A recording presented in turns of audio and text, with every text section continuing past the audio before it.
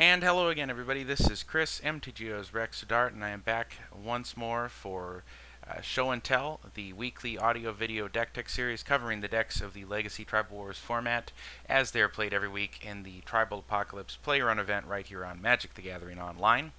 And this past week was a pure tribal event, and I played Blue-Black Fairies and was victorious, and I'm going to show some matches. And the only difference, I've covered fairies extensively before, and I believe I did a video entirely about my build of fairies, but just as a quick refresher, this is the deck list, and we'll jump into matches in a second. The only difference between this deck list and the last time I ran the Blue-Black Fairies, which was also in a pure tribal event back in December, is that I swapped out Inquisition of Kozilek for Thoughtseize. The reason being that while Inquisition of Kozilek is usually better because you need to mitigate your life loss and it hits most of what you want it to hit, during pure tribal weeks, there is a bigger spread of converted mana costs in some of the tribes that you're going to encounter, and so I went with Thoughtseize because I thought, well, it would be a little bit more useful in some of those. Now, of course, it looks pretty bad against mono-red aggro decks, as the deck as a whole really does, and we're going to see right off the bat that I hit one of my bad matchups in round one. So let's go straight to the replays. Here I am against Wolf. He is on Elementals, mono red, and here I kept a two-lander with a Cloud of Fairies as my first play, and I'm not very happy to see him open on Spark Elemental. He comes down with an Ashling, and here I believe I decide that I'm just going to cycle away Cloud of Fairies because it doesn't look like it's going to be of much use to me. So I cycle it away, get a duplicate V-click, draw Wasteland, which is pretty much worthless here. And I don't remember what else was in his hand there, but I took the biggest damage card there, which is the Ball Lightning.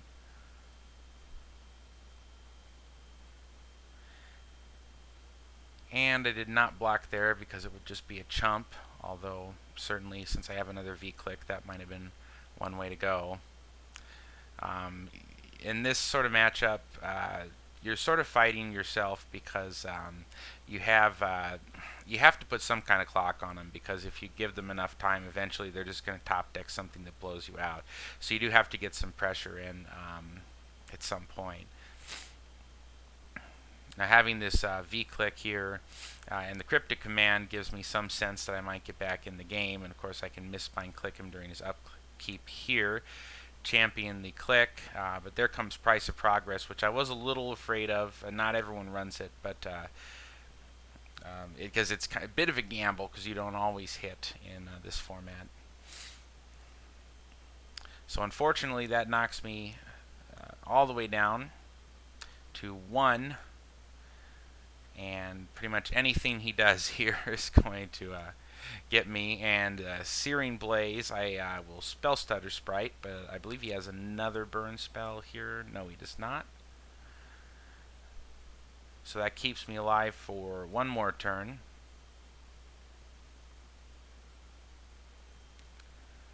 And I Jace, keeping up a spell Stutter Sprite to hopefully counter his play,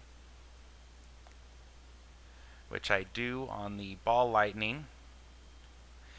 But then he has a Hellspark Elemental and a Spark Elemental, and that's enough damage coming in to finish me off. So, but now even as bad as that game looked, and this is a bad matchup for me, even as bad as that game looked, I did at this point in the game have some pressure on him that if he hadn't drawn as well there, or if I'd drawn a little better, you know, could have turned out differently. But anyways, let's take a look at round 2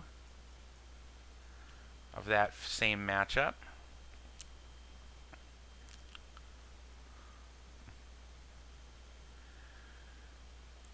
Alright, I pondered there, and I chose to shuffle because I didn't care for any of the stuff that was there. Again, stuff like Thoughtseize is just colossally bad against him. You know, theoretically, Thoughtseize away a Ball Lightning, and I suppose you're taking 2 damage instead of taking 6. And that's a decision maybe you have to make sometimes, but it's not optimal.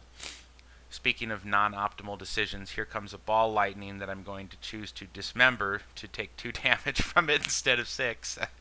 So, Spellstutter Sprite comes in. I'm a little boned on mana here. Another Ball Lightning, and I just got to eat this one. So I wasn't feeling very good at this point in the match. Those Sower of Temptations are also awful against him. Now, thankfully, his hand was a little weak here. He had, I believe, a Spitfire and a land, whereas others.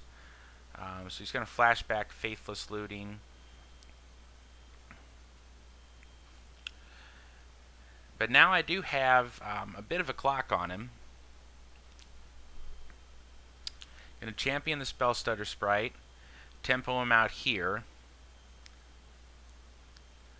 So now I've got him dead in a couple of turns. And I've got a Spellstutter Sprite for his play if I need it, which I did not do here, because I know I can just steal that Chandra Spitfire and swing in for the win right now. And now that might have been a little bit different if it was not a pure tribal week, because I would have had to accept that this could be representing a lightning bolt. But I knew that in pure tribal week, where lightning bolt was not legal, that was not the case. So let's take a look now at game 3.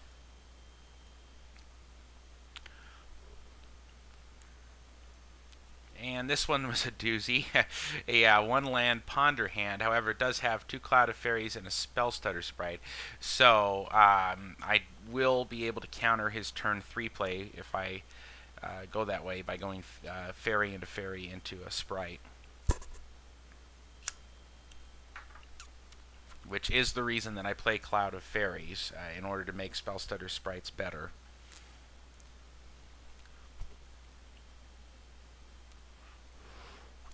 So, Spellstutter on the Hellspark Elemental.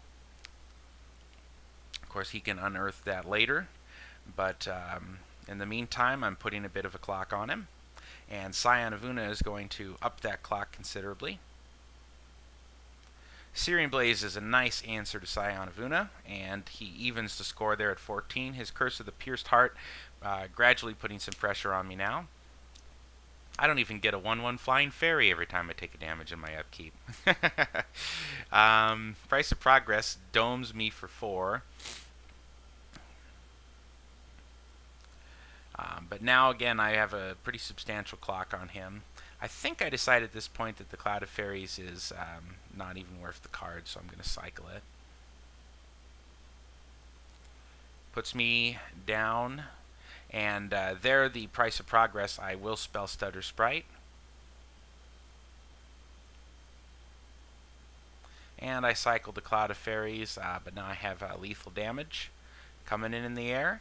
And that takes care of round 1. So join me in a second for part 2, where we'll look at more game replays with the Fairies.